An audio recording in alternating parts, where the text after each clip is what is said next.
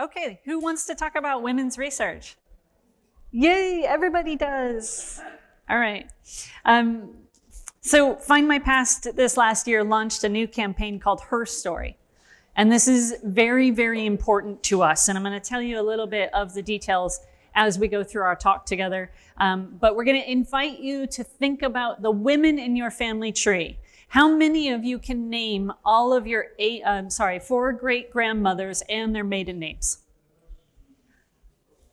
So I've got like 4 people, maybe 5 out of about 55 or 60 of you. How do we feel about that ratio? Not great, right? Would any of us be here without a mother? No, physically impossible. So our women are important, but they are often overlooked and unfortunately sometimes very difficult to research. So we're going to walk through Grace's story in a little bit more detail to kind of show you some ways in which you might be able to pursue this for yourself. We want to say first, thank you for joining us. For those of you who are in our first session, you've already heard me say this, but I'll say it again for the video and for those who are new. My name is Jen Baldwin. I'm the research specialist at Findmypast, and I'm really pleased to be with you here today. So we're going to start, of course, with the death of Sir Vauncey Harper Crewe. He dies in 1924 and, interestingly, leaves some property to Grace Smith in his will. Now, it's more than just a little bit. It's pretty substantial. He leaves her a house. And if she doesn't want the house, she has to take 500 pounds. And then if she doesn't want the 500 pounds, then a smaller sum of money, 100 pounds, reverts to his daughter, Frances. So he basically says, you are taking this, Grace, whether you like it or not. As recognition of her care for him during his illness, at the time that he died, she was actually residing with her sister in Calke Village. So she's no longer in the home, but we do know, of course, in 1921, that's exactly where we find her. Now, the circumstances around the census in particular are probably quite unique to the event of the day, right? The family has gathered for a funeral. We capture that funeral and their attendance at the estate in the 1921 census, where Grace is listed as a visitor, although she is, of course, the sick nurse for him, and her place of employment is no fixed place. So they're very aware that this is a temporary assignment. Of course, it would have been because she's only there as long as Vauncey is alive. But with such a good relationship between her and the family, one in which results in her getting a house, you have to assume that this census documents just a brief moment in time when she is staying in the house, but not necessarily a resident there. And that it also alludes to some summaries we can make, some theories we can make on his status at the time as well. So the 1921 census tells us that she's born in Fleckney, Leicestershire. She's 30 years old, 6 months. She is single, of course. She is a visitor in the household with a sick nurse as her occupation and that place of employment as no fixed place. Now, if she is not living in the house and she's just there because the household is busy and Vauncey is probably quite overwhelmed with the death of his son and all of these people in his home, but she really lives with her sister in the village. So this is a moment in time where the family is recognizing that he probably needs a bit more care. And so she's kind of temporarily moved in while the funeral activities are happening versus living there permanently. Because the census and the newspaper article from his death are just 3 years apart, we can kind of build some theories around her circumstances. I would say something completely different if that newspaper article or that one of those events happened 10 years away from each other, right? The circumstances would have been quite different around his health. But already you can start to see that we can kind of draw some lines between these records. We can point some pictures or paint some pictures as to what we might be looking at in terms of Grace's story. So if we go back to the very beginning, of course, we know from the census that Grace is born in 1891 in Leicestershire, and we can find both her birth registration and her baptism. As we move through her early life, specifically through her childhood years, the 1891 census was taken just 2 months after her birth, and the Smith family is found on Glen Road in Fleckney. Grace is the youngest of 4 daughters. Her parents are Albert and Ellen. Albert works as a hosier machinist maker, and Ellen, of course, is at home with her children.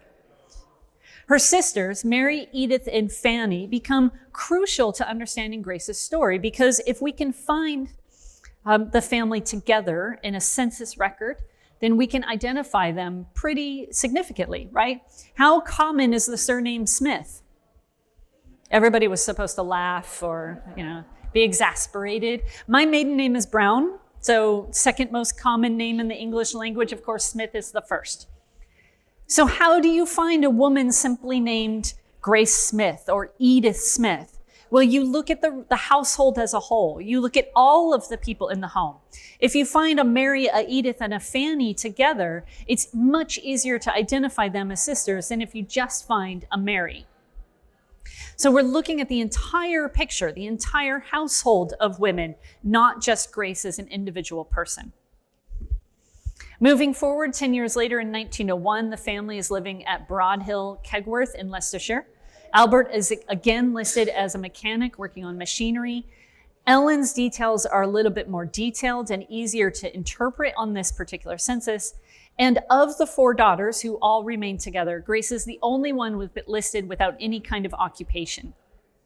Mary is working as a hosiery mender, Edith is an art student, and Fanny is a school teacher at the very advanced age of 14 years old. My daughter is currently 15, and I cannot imagine her teaching anybody anything, except maybe what slang words are most popular right now. So the fact that we have someone teaching at the age of 14, of course, is not uncommon for this time frame, but something we want to definitely think about and put ourselves kind of in that right mental perspective. If we fast forward to 1911, Albert is now a widower. He's 56 years of age, and he's still working as a mechanic. In the home with him are his daughters, Mary Ellen, who's now 27, Fanny is 24, still an elementary school teacher, and then they have a boarder, a young man named Siebert Handy, who's actually Albert's nephew. This is the first year then that Grace is enumerated outside the household of her parents. She is, as we've learned earlier, found in the Samaritan Hospital for Women in Nottingham, working and training as a nurse. We know already that nurses were required to remain single, so she is, of course, listed as single with all of her colleagues.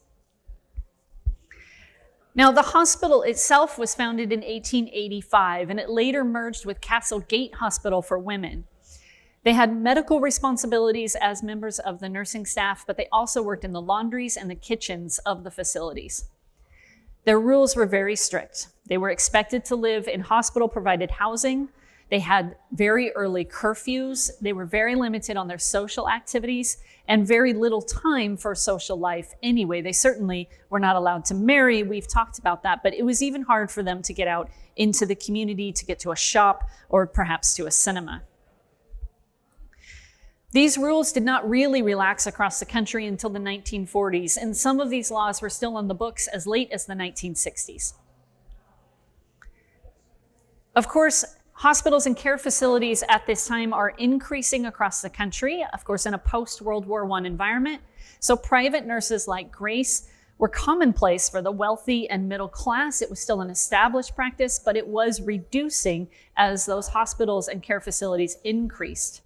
Of course, it was a very respectable occupation for her to enter. And as the 4th daughter, she may have seen her prospects for marriage as somewhat limited, but she also may have just had a passion for the healthcare field. When we find Grace Smith on the Findmypast family tree, we actually get some great opportunity to help us understand this social history. When you enter information into the tree itself, you have an opportunity to explore these little snippets of history. We call them stories. And they're small little blurbs that just give you a little bit of insight into what life might have been like for an individual such as Grace. And then you have the opportunity, of course, to click through and read the full story. In Grace's case, we found several related to the idea of nurses in post-war Britain. And if we click through on them, we get some information about the influenza of 1918, for example. By exploring these stories, we really are offered enough social history to give some insight into what that person was experiencing, Also an opportunity to explore more, to start looking for additional resources, or to be able to say, you know what, that's not something that really interests me. I'm going to move on to the next thing. Choice is yours, but the opportunity for that social history is right at your fingertips. Once we find a story that's interesting and intriguing, we can then add it to their family tree itself, so it's always there for us to go back to. We can really see their entire life as a story, a narrative of what they might have experienced, along with the essential facts of their life mapped out and listed for us. As genealogists, we need that information. We need the essential details, but we also want the context and the stories to bring that to life. So these custom curated bits are very specific, especially to the UK experience. You'll not find a lot of information here about what's happening in the United States, for example, or maybe in Australia. These are going to be snippets of information that are specific to your place, your time, and your ancestor. So given what we know from a social history perspective, it's unlikely that Grace ever marries. Of course, we know now that's not really true, right? But it would have been natural for any family historian at this point to be thinking she probably lives out her life, in the words of the period, as a spinster, right? We know there are restrictions placed on nurses. We know the average marrying age for women in 1911 is around 26 years. And we know that hospital work is very secluded and they were under pretty strict restrictions. If we move forward, of course, and go back to her timeline and her life, in 1921, she is listed as a sick nurse at Calke Abbey. She's 30 years old, so she's well above that average marrying age. She's documented as a visitor. She's still there, of course, 3 years later when Sir Vauncey Harper Crewe dies, and he decides to leave her a house. The home itself was listed to be on Melbourne Commons, and I actually was never able to find if she took the house or the money. We don't know for sure, but we can learn right away. We can interpret right away a couple of things just about this situation, right? We know that she has an adult sister that she's sharing a residence with. So one of those three sisters is still very much a daily part of Grace's life. We also know that he has to put 3 variations on this gift, almost as if he's forcing her to take something, right? To acknowledge these years of service that she's put in. It feels like he knew she would protest and she would try to say, no, I'm good. I'm okay. I don't need that. And he kind of backed her into a corner, didn't he? Trying to make you really determined that she would receive something, a bit of the estate. Clearly, he felt that it was important that she received something, that she deserved that recognition, and anticipated that she would refuse it. Now, it's also worth noting from a perspective particular to women that if she had taken the house, she would have immediately gained the right to vote, which in that period is a pretty substantial piece of information, right? Putting this into perspective, she's 33 when Sir Vauncey Harper Crewe dies. She's over the minimum age of 30 that was set by the 1918 Representation of the People Act, but only if you had certain property rights. That did not apply to every woman. So without the property, Grace was not eligible to participate in national elections. But if she had taken the home, she would have been. I wish I could find the answer. I wish I knew if she took the house. She went on working. After her care for Vauncey ends, she finds employment with a Mrs. Walters, who was in Little Eaton. She's mentioned twice in the funeral notice for that particular woman as well. And then, of course, she does find marriage. On the 3rd of June, 1931, Grace marries Frederick Henry Turner, a 51-year-old widower, and technically employed as a signwriter, but as we know, was a sportsman and essentially a bookie. He's the son of Henry Thomas Turner, who was deceased at the time of the wedding, who was also a sign writer, and they were married right here in Derby. Witnesses were Thomas Turner and Albert Smith, Grace's father. The fascinating bit about this marriage, and the most delightful bit perhaps, is that it was covered heavily in the local newspapers because Mr. Turner is so well known, and we get this lovely photograph of the wedding day. So we now have an image of the happy couple, but also Albert, her father, found in the Derby Daily Telegraph. Of course, Turner was a noted member of the community, stating he was well known in sporting circles. He actually went by the nickname of Nemo, and his new bride was a nurse. Now, the article actually gets a couple of things wrong. There's a couple of typos, but it also lists her sister's name, Mrs. Siebert Handy. So obviously one of her sisters has married, right? And her previous employment, noting that that's actually how the couple met, is through her last employer. The article includes, of course, the photograph, and then that photograph includes Albert and the other witnesses. Pretty extraordinary article, right? I've always hoped for something like this on my own family, so maybe someday it'll happen. The rest of the this is the text of the rest of the article, which of course includes the mention of Mrs. Siebert Handy. And then, of course, tragically, Frederick dies just 7 years later on the 6th of June, 1938, at his home, which was named Hazelhurst in Derby. Now, his probate is listed for just over £72,000, which was largely left to his wife, Grace, and his son from his first marriage, Frederick. He also had two daughters, Doris and Constance, but they did not receive as large a share. It was mentioned previously, and it's mentioned again after his death, that he gave large sums of money to local hospitals and charities, including the endowment of 2 beds at the Derbyshire Royal Infirmary. Obviously, they had a lot in common. Even though we're focused on Grace, really, we need to follow all the clues that are left for us. And in this case, there's a massive list of people who either attend the funeral or send flowers. These are now Grace's friends as well. They've spent 7 years kind of exploring his social world together. It may seem daunting at first, but when you find articles like this, you really need to read through all of these and watch for repeat names. Watch for people who are showing up at all the family events. Who's at the wedding and the funeral? Who attended any events in between? Who will be their closest friends and associates? And we refer to that technique as the fan club research: friends, associates, and neighbors. We want to understand their life in big picture terms so that we can narrow down, especially on our female of interest. In this case, he had almost an entire football club in attendance at his funeral.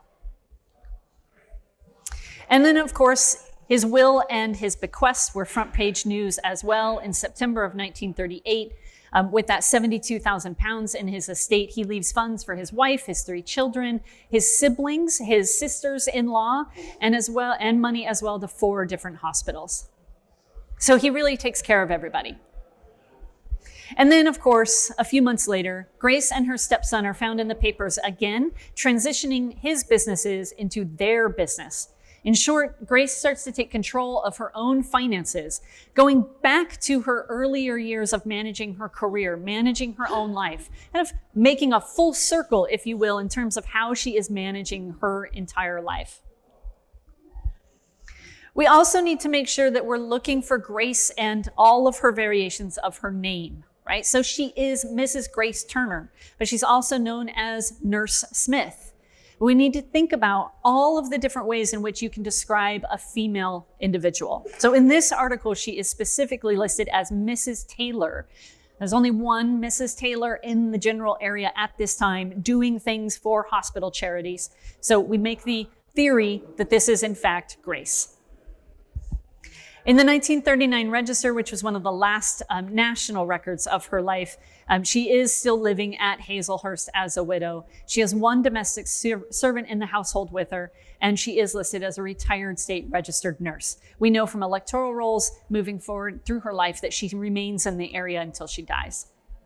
So what can we learn from Grace's story, and how can we apply that to our females in our trees?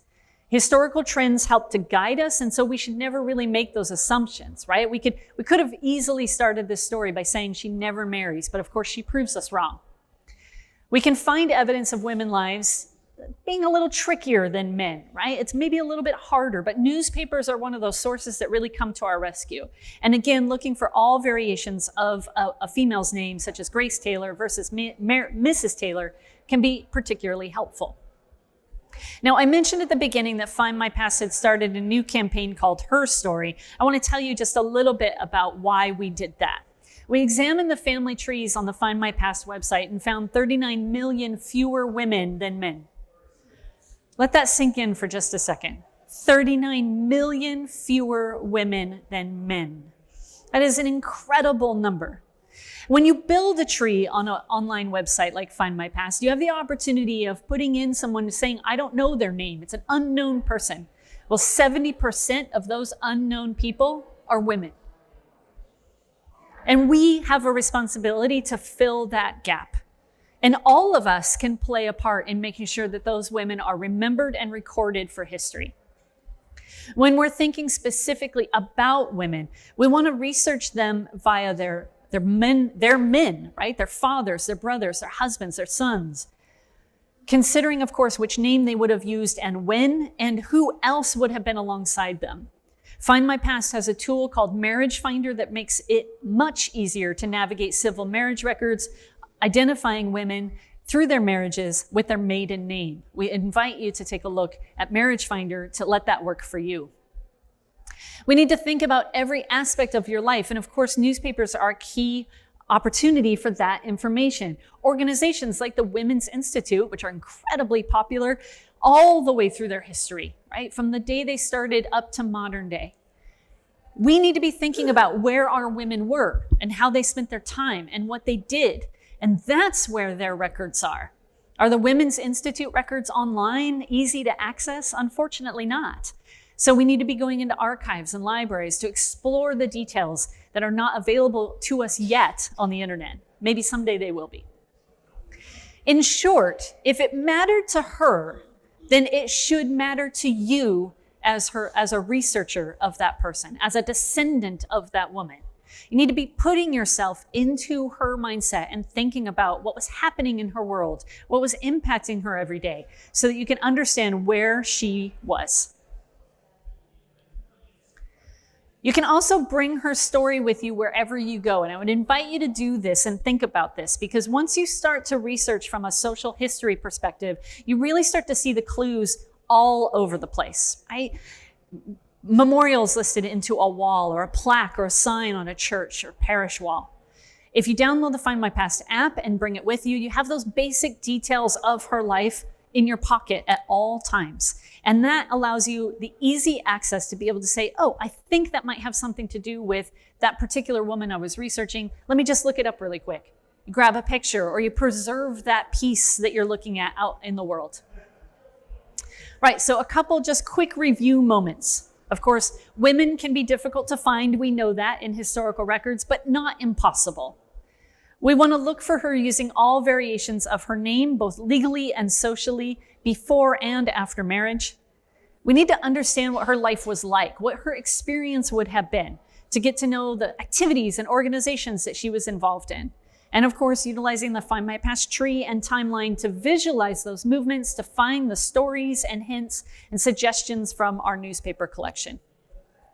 We really would invite you to help us fill the gap of the women recorded in UK history. It's important to all of us, I think, that we get our family history right, and we have to cover everybody in each generation in order to do so.